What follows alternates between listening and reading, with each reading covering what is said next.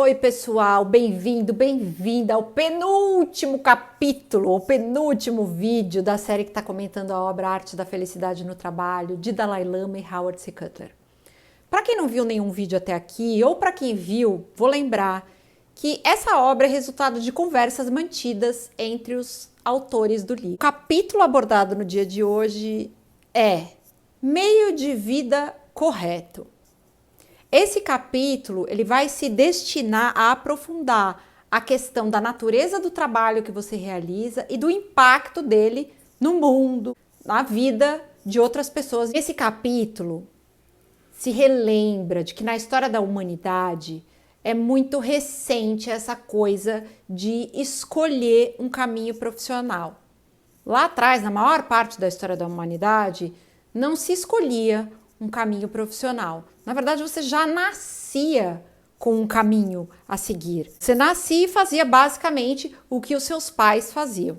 A mudança teve início por volta do século XVI, quando jovens europeus começaram a migrar do meio rural para grandes cidades. No Ocidente, hoje em dia, existe uma gama muito grande de opções, de profissões, de carreiras, enfim. Pelo menos isso nas nações industrializadas e nos centros urbanos, né? A gente tem sim um leque de opções. Hoje a gente pisca e uma profissão nova surge porque uma nova necessidade humana apareceu. Bom, se hoje uma pessoa tem opção de escolher, pelo menos nesses grandes centros, o que vai fazer profissionalmente, que ela faça isso então com base no autoconhecimento que tem de si, nas suas habilidades, nos seus talentos, enfim, a gente já olhou toda essa questão em vídeos anteriores, a gente já abordou essa temática nos capítulos anteriores.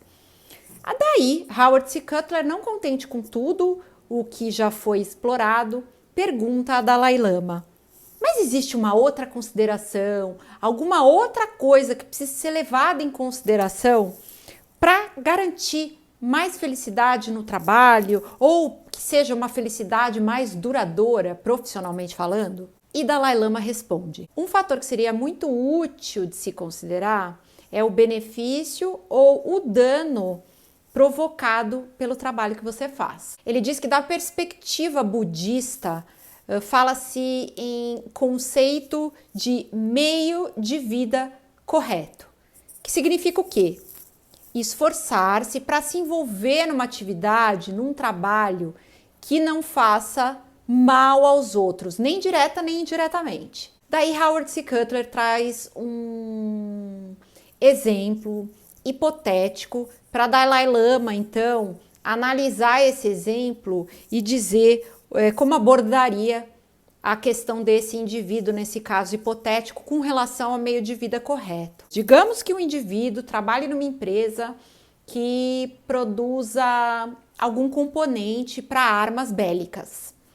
E esse indivíduo, se depara com esse conceito de meio de vida correto, percebe que o seu trabalho, de alguma maneira, pode prejudicar os outros. Só que ele está numa situação em que não existe outra indústria onde ele trabalha, só existe essa. Ele é o arrimo de família, não tem condições de simplesmente abandonar esse trabalho por agora estar reconhecendo que de alguma maneira ele faz mal à sociedade, faz mal a outras pessoas. O que você, Dalai Lama, diria ou faria? Qual que é a sua percepção do ponto de vista da sua definição de meio de vida correto, né? O que esse cara deveria fazer? O que esse indivíduo poderia fazer? Como o senhor Dalai Lama abordaria essa questão? Dalai Lama diz mais respeito a como esse determinado indivíduo vai se relacionar com esse problema. Ou seja, ele está dizendo que ele não tem como olhar para essa questão e dar uma resposta pronta para a solução desse caso hipotético. O que ele coloca? Qual que é a argumentação dele? Que se por um lado a produção de armas é destrutiva, por outro, as nações precisam de armas para garantir o bem-estar e a segurança do mundo de uma maneira geral. Nessa hora, o Howard C. Cutler, pela minha interpretação, se enfezou. Vou até ler esse pedaço aqui, ó.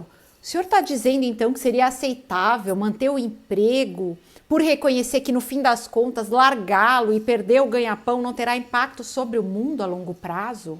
Mas o que o Dalai Lama estava querendo dizer é que não existe uma resposta a ser dada para esse caso específico. Cada caso precisa ser analisado caso a caso. E quem lida com o problema é o dono do problema, né? Não adianta alguém vir de fora e falar, não, você vai solucionar o seu problema dessa maneira. Não existe uma fórmula, algo que funcione para você e que vá funcionar para outra pessoa diferente de você. Então não adianta a gente pegar o caso hipotético e tentar avaliar ele de acordo com as nossas perspectivas, de acordo com as nossas experiências de vida. O indivíduo é quem vai dar conta dele, né? É ele quem vai solucionar, vamos dizer assim, a questão que é complexa.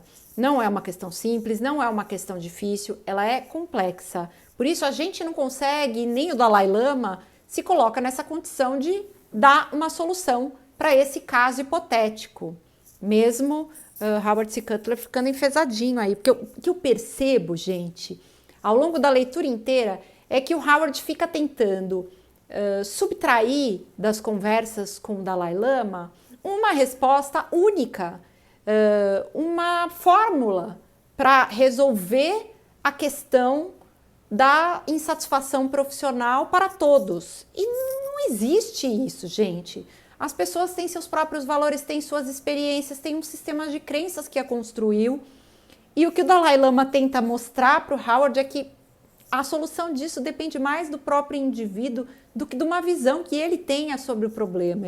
A visão dele sobre o problema não vai ajudá-lo a resolver o problema do indivíduo. Bom, o próprio Dalai Lama salienta o perigo da gente tentar fazer as generalizações quando o Howard C. Cutler fica tentando aí um posicionamento assertivo quanto ao caso que ele trouxe aqui hipotético. Em suma, Dalai Lama, resumindo, nesse capítulo o Dalai Lama traz esse último elemento para a nossa busca por realização, satisfação e felicidade no trabalho, que nada mais é que considerar assim o impacto da nossa atividade profissional no mundo. Considerar se estamos fazendo um dano ou se existe um benefício para a sociedade com aquilo que a gente faz profissionalmente. Se puder, sirva aos outros. Se não puder, então pelo menos não os prejudique. É esse o recado que Dalai Lama deixa neste capítulo. Ele diz que se a gente puder agir dessa forma, sim, estaremos rumo a mais felicidade no trabalho. Bom, gente, esse foi o penúltimo vídeo da série que está comentando a obra. Eu espero que eles estejam sendo úteis para a sua reflexão sobre a relação que você construiu com o trabalho e sobre eventuais mudanças que você gostaria de fazer a partir dessas reflexões. Bom, se gostou do vídeo, comenta, curta, compartilhe com quem mais você acha que pode ser beneficiado por ele e pelos outros da série também. Mas uma coisa eu não posso deixar de recomendar, a leitura da obra, insubstituível. Meus vídeos não substituem a leitura, a experiência de leitura é única. Então, vai lá, leia e tire as suas próprias conclusões. Aqui eu estou trazendo a minha percepção sobre a obra. Não necessariamente tudo que eu estou trazendo é o que mais poderia te tocar. Talvez mais coisas te tocassem que estão aqui e de repente, para mim, não chamou atenção. Mas é isso. Um beijo e até o próximo e último vídeo da série.